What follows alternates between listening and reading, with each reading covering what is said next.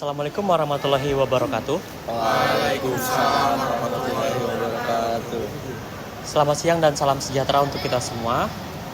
Siang. Kami merupakan mahasiswa dari Universitas Muhammadiyah Kalimantan Timur dengan saya Barel. Dan saya Nicholas. Kami di sini akan memberikan edukasi dan sosialisasi mengenai pengolahan limbah dari PT Angin Ribut. Nah, limbah industri yang tidak dikelola dengan baik dapat mencemari lingkungan dan berdampak kepada kesehatan masyarakat.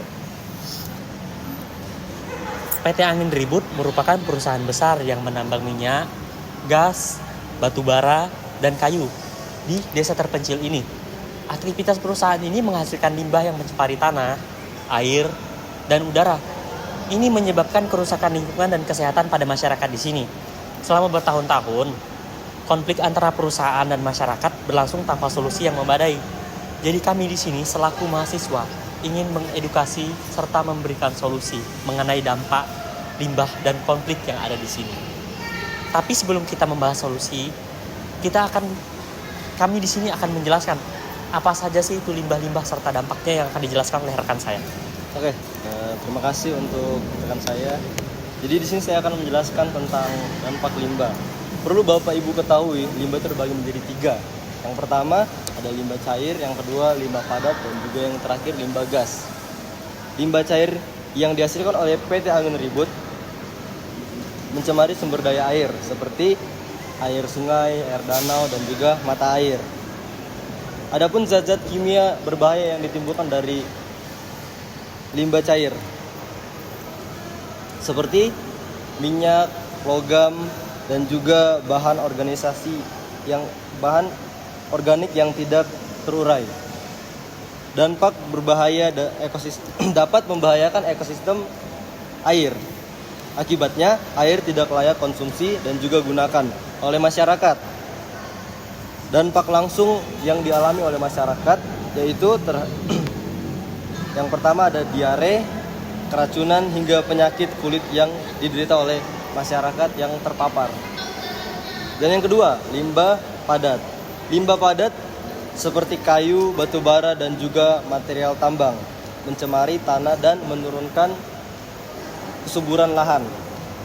Limbah ini seringkali dibuang tanpa pengelolaan yang benar sehingga memperburuk delegasi lingkungan. Selain itu, keberadaan limbah beracun dapat menimbulkan risiko kesehatan jangka panjang seperti kanker atau gangguan sistem saraf, terutama jika limbah tersebut menembus ke dalam air tanah. Dan yang terakhir, limbah gas. Emisi gas berbahaya seperti karbon dioksida, metana, dan juga sulfur dioksida menyebabkan polusi udara yang berdampak langsung kepada masyarakat, termasuk gangguan pernapasan, asma, dan juga bronkitis. Selain itu, gas-gas ini juga berkontribusi terhadap efek rumah kaca dan juga pemanasan global. Wilayah sekitar perusahaan sering mengalami penurunan kualitas udara yang mempengaruhi kenyamanan masyarakat. Adapun solusi pengelolaan yang ditawarkan oleh PT Angin Ribut itu sendiri yang akan dijelaskan oleh rekan saya. Nah, tadi sudah dijelaskan apa saja sih itu jenis-jenis limbah, bentuk-bentuk limbah, serta dampak limbah. Nah, setelah kita mengetahui itu, kita akan mencarikan solusi, di mana di sini kami akan memberikan beberapa solusi yang dapat diadaptasi oleh perusahaan PT Angin Ribut dan masyarakat yang ada di sini. Yang pertama mengenai solusi pengolahan limbah. Ini terbagi menjadi 3, limbah cair, limbah padat, dan limbah gas. Untuk solusi limbah cair, perusahaan dapat menerapkan teknologi biofiltrasi untuk mengolah limbah sebelum dibuang ke sungai. Mungkin di sini Bapak Ibu ada yang tahu apa itu teknologi biofiltrasi? Ada yang sudah tahu atau belum? Belum tahu ya? Oke, kami akan menjelaskan. Nah, teknologi biofiltrasi adalah metode pengolahan air dengan memanfaatkan mikroorganisme yang hidup pada media filter. Nah, contoh media filternya ini Bapak Ibu bisa seperti pasir, kerikil, serat, ataupun bahan organik. Nah, mikroorganisme ini bekerja secara biologis Ibu-Ibu untuk menguraikan atau menghilangkan polutan seperti bahan organik, anomia ataupun racun yang terkandung di dalam air atau senyawa berbahaya lainnya, sehingga menghasilkan air yang lebih bersih.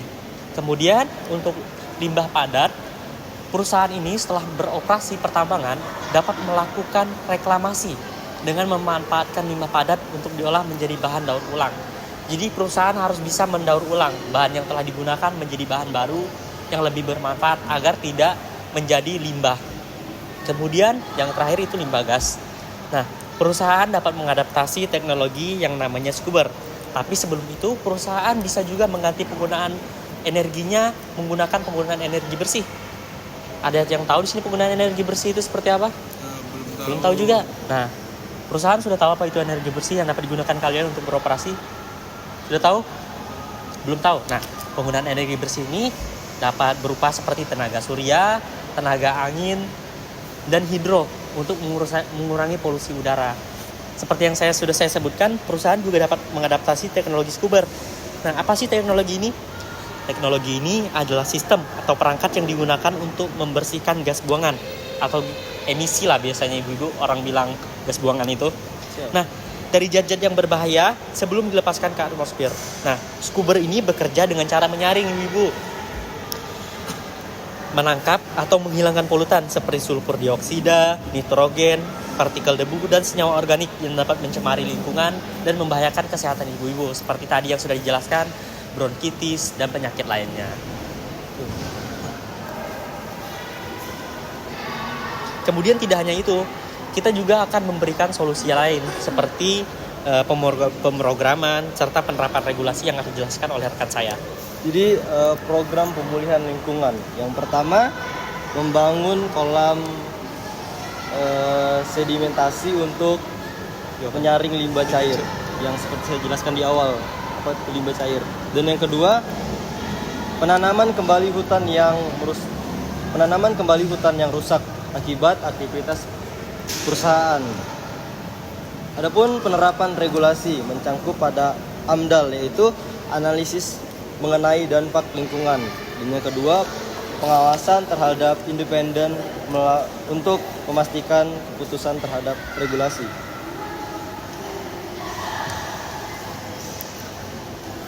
Nah, dari materi yang kami paparkan dan sosialisasi yang kami berikan, apakah ada yang ingin ditanyakan oleh Bapak Ibu di sini? Ya, silakan. Saya izin bertanya. Bagaimana cara menghadapi perusahaan yang tidak bertanggung jawab dengan limbahnya? Sedangkan masyarakat sekitar perusahaan tersebut itu terkena dampak limbah perusahaan tersebut. Apakah perusahaan tersebut bisa terkena sanksi begitu? Baik, terima kasih atas pertanyaannya. Ya. Nah, bagaimana cara menghadapi perusahaan yang tidak bertanggung jawab dengan limbahnya? Sedangkan masyarakat di sekitar perusahaan itu terkena dampaknya. Apakah ada sanksi untuk perusahaan tersebut? Ada. Tapi sebelum melakukan itu, masyarakat juga perlu yang namanya melakukan yang namanya negosiasi atau bernegosiasi dengan perusahaan, membahas konflik yang sedang terjadi, lalu mencari solusi. Tapi jika perusahaan tidak ingin bertanggung jawab terhadap dampak yang terjadi, nah masyarakat dapat melakukan ini.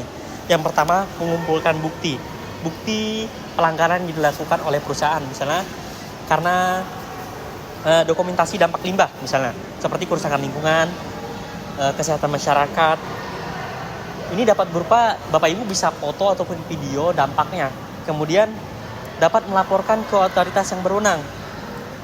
Kemudian menggunakan dasar hukum. Nah, pada Undang-Undang Nomor 32 Tahun 2009 tentang Perlindungan dan Pengelolaan Lingkungan Hidup, perusahaan dapat dikenakan sanksi administratif. Bapak Ibu perusahaan bisa didengar? Nah, jadi perusahaan dapat dikenakan sanksi administratif, perdata atau pidana jika terbukti melanggar.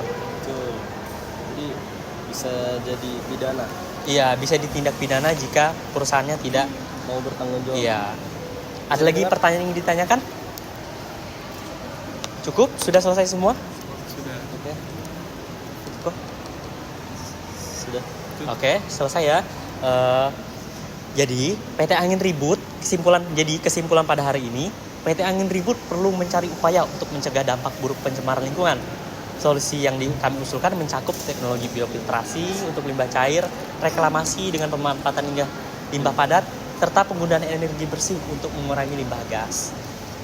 Sekian solusi dan edukasi dari kami. Kurang lebihnya kami mohon maaf. Saya akhiri. Wassalamualaikum warahmatullahi wabarakatuh. Waalaikumsalam warahmatullahi wabarakatuh.